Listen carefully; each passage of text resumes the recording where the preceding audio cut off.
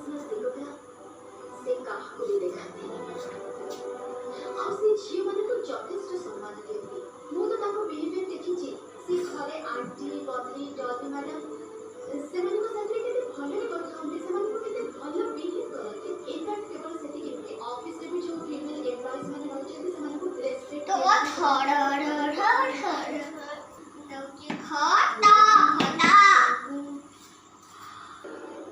ଆଉ ଯିଏ ତାଙ୍କୁ ବୁଝିପାରିବ